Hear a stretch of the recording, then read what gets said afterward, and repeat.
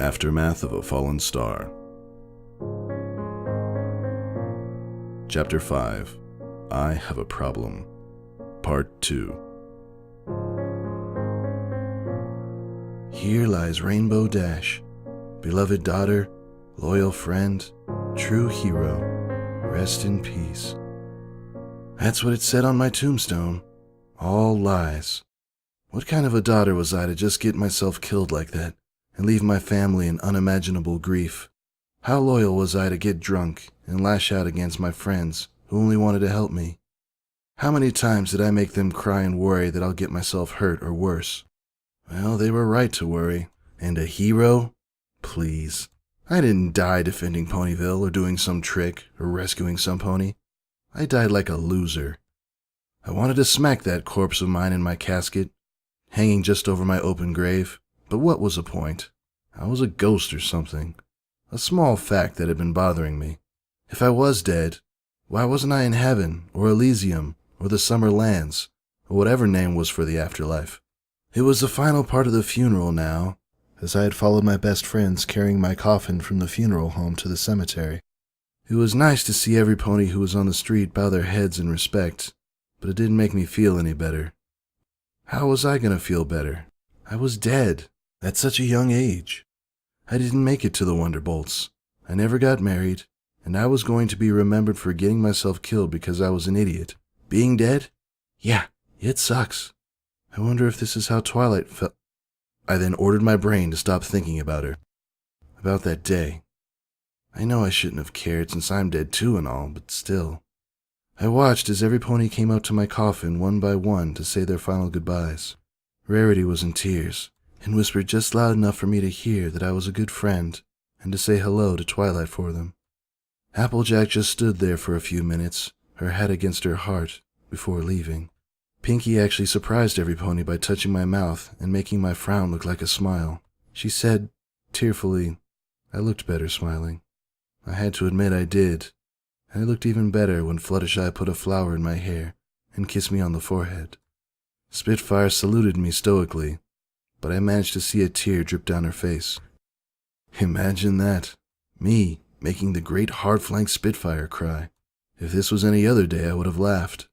I had hoped that Scootaloo would be there, but after her breakdown in the funeral home, her parents took her away. I wished I could have even just said something to the little squirt, even a letter with some comforting words. I knew how much she looked up to me, and only now, in my death, did I regret my drunken yelling at her. Even when I insulted her, yelled at her to leave me alone, she still held such faith in me. And now I was gone. My parents were the last to see me, admitting how much they loved me before personally closing the front of my casket, sealing me forever in my wooden bed. After that, I was lowered and buried, and one by one they all left, except me. I stood there, staring at my grave with tears in my eyes. I rubbed them, trying to clear the tears away, but then I saw something on my grave that made me gasp. Drunk. I blinked to make sure I wasn't imagining things, but it was still there. I slowly turned away, but froze in place when I saw the next grave nearby. Drunk. It was everywhere. Every gravestone said the same thing. Drunk. I ran through the graveyard, closing my eyes in an effort to avoid seeing the word. Opening my eyes, I gasped as I found myself heading face first into a dark, open grave. I tried to move my wings, but nothing happened. They were shut. I screamed as I fell into the dark abyss. Further and further I fell, my screams of terror heard only by the darkness around me. Then I just stopped. I wasn't flying. I felt nothing keeping me in the air. I was just stuck, frozen in this endless pit of nothing. Fear entered my heart as I began to wonder if this was the eternal fate, now that I was dead and buried. Was I to be trapped in this darkness forever? Before I could wallow in my own despair for very long, my ears picked up something. It sounded soft at first, but then I felt my heart jump when I heard some pony cry out in the dark, echoing in my ears. What do you mean you told Spitfire not to make me a Wonderbolt? I realized who it was immediately. Kinda hard not to know when the voice is your own. But the next voice was what made me nearly have a heart attack, despite already being dead, because it was a voice I hadn't heard in months, a voice I would have sacrificed anything to hear, just one more time. Rainbow, I never said not to make you a Wonderbolt forever. I said to give you another few months before you're ready. Twilight, I whispered to myself as tears of both joy and sorrow cascaded down my face. Are you kidding me? I have the best records in the academy. I've aced every test I've had to take. I'm ready to be a Wonderbolt. No, Rainbow Dash, you're not ready. Because while you are a great flyer and you are the best in your class, you still have problems controlling your emotions. Spitfire's told me about the number of fights you've been in and how you've always ignored the logical side of the practices you go through. My crying stopped and I gasped. I knew what this conversation was. The very same conversation I fought every day to forget. Twilight continued. You always rush through the military training exercises, often causing your side high casualties in the simulations because you didn't plan ahead. Too often acting like a one-pony army rather than a team. Wonderbolts are as much a military force as they are our entertainment. Until you're ready to learn to follow orders and think before you act, I'm afraid I had to. So that's it, huh? I've worked hard on getting into the Wonderbolts for years, with you supporting me all the way, and now you're stabbing me in the back? I thought you were my friend! I started to scream and yell at myself, telling her to stop so she didn't regret what she was going to say at the end of all this. What I was going to say at the end of all this. I am being your friend. I'm trying to help you not get yourself or your comrades killed during a dangerous mission. Equestria, even at peace, is still a dangerous place, and I hoped you learned what being part of a team means when facing them. Yeah, well, I don't see it that way. All I see is a backstabber, whose crown is so tight that it's blocking her sense of loyalty. Dash, you know that's not the case, so please stop being so stubborn about this. All I ask is for 7 more months, so you can work one-on-one with Spitfire to know what it means to make the right choices as a leader. Once you show some improvements, I'm sure Spitfire will... 7 months. Just 7 months? How could I have been so stubborn, so stupid? I knew it was coming, but I didn't want to hear it. I shut my ears with my hooves, but I could still hear it. Stop, just stop. I don't want to hear it. I don't want to hear it. You know what? I'm done listening to this. I'm done listening to a pony with wings, who's still having trouble flying despite having them for a year. I'm good enough to be a Wonderbolt, but apparently one of my best friends doesn't think so and is grounding me. No, stop, don't say it! I screamed, louder than I ever heard. Please! You know what? Screw you, Twilight Sparkle. With friends like you, who needs enemies? I hate you! I hate you! I hate you! I lost it. There are no other words for me to say. I screamed. I cried. I hit myself. Cursed myself. Because that was the last conversation I ever had with her. The last thing I told my best friend before she died was that I hate her. I would never get the chance to tell her how sorry I was. I would never be able to take it all back. I was so stupid. I was so stupid. Every day, since I heard she had died, I had to live with that memory. And no matter how much I tried, no matter how much I drank, it never fucking left me. I don't know how long I cried. Does time even matter when you're dead?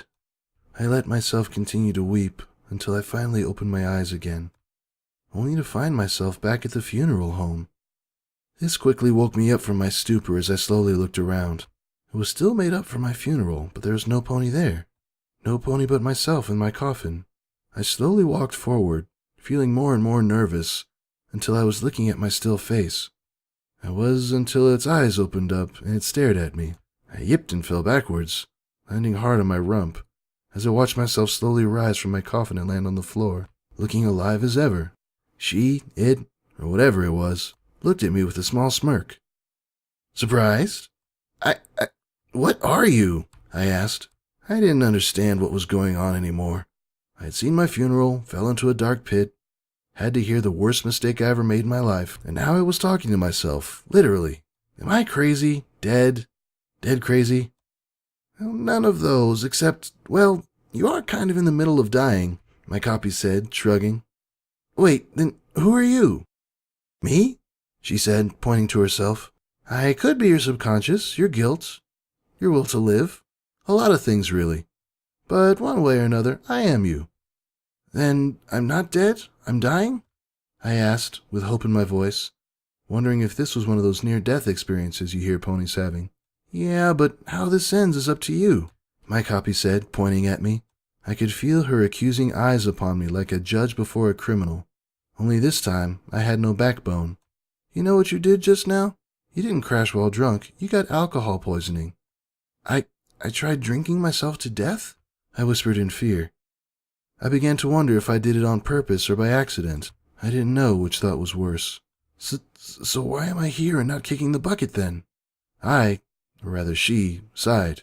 Because despite being inches from death, your friends are trying to save you, and you're one stubborn Pegasus to kill. I did chuckle at that. Either way, she said. Are you ready to admit it? Admit what? I asked.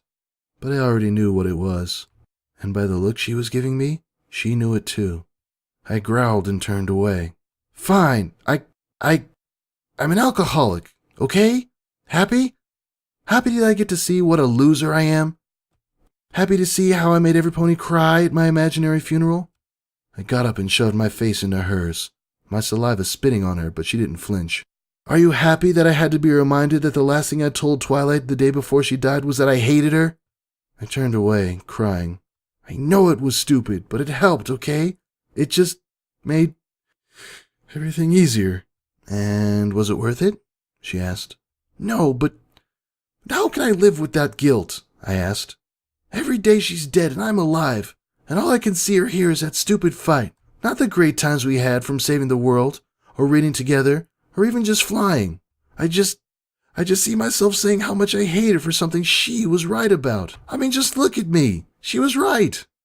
I fell to my haunches, remembering the pony who I loved like a sister, who I went through so much with and cared for so much, only to spit at her at the very end.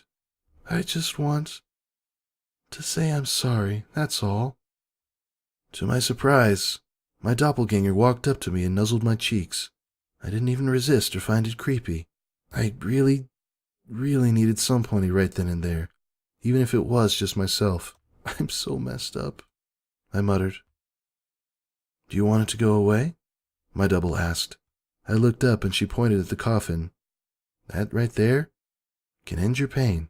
If you really don't want to live with that guilt, that pain for the rest of your days, enter it and know peace. I stared at the coffin, gulping as I got up and slowly moved forward. This was a way to end it, a way to forget. No more drinking, no more guilt. No more. I froze and slowly turned around. This is that moment, right? Where I decide to die or not? She nodded. If you really are ready, if you feel there is no other way, get in that coffin and I will seal you shut. You will know only peace, and see Twilight again. Twilight, I whispered as I got closer. I could see her again. I could apologize to her. I stopped inches away from it. It looked really comfortable, with a pillow and everything.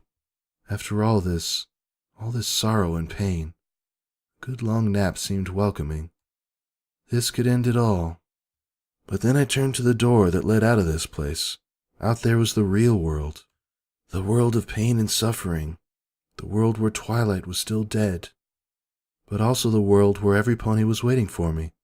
My friends, my family, Scootaloo, Spitfire. All of them and every pony who I pushed away was waiting for me, praying that I would wake up. I didn't deserve them. They could have done a lot better than a washed-up drunken idiot like me. But they didn't. I thought about that funeral I saw, the tears and pain that they had to go through with my passing. It was sure to happen if I let myself give up here and now and ended it all. Could they go through another tragedy? So soon after we lost Twilight? What kind of a friend would I be if I did that? What kind of element of loyalty would I be if I did that? I closed my eyes and kicked the bucking thing to the ground.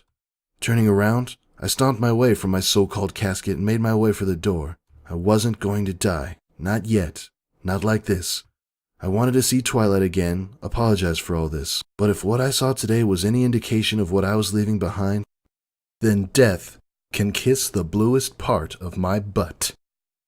I saw myself smile proudly while I walked past her. Are you sure? If you go back, you'll live with that pain still. I stopped. Are my friends waiting for me? They're all right beside you, waiting for you to wake up, she answered. I sighed. Then at least I won't feel that pain alone. Without any hesitation, I opened that door and let the warm light engulf me. The first thing I heard was the sound of a heart monitor beeping. Then I felt like my stomach had just been jackhammered and lit on fire at the same time. Still, this was a relief for me, because I was alive. I was still alive. Look, she's coming too! I slowly opened my eyes and there they were, waiting for me. My friends, my parents, Scoodloo and her friends, they looked at me with such teary eyes that I soon felt my own water up, and I was not ashamed to admit it this time. With a weak voice I said, "Girls, I have a problem, and I need help." And thus the loyal flyer started her redemption. It took many years, many trials, and many tears, but she rose again and flew towards her dreams at last, wearing the proud uniform she sought all her life, and she never touched another drink again.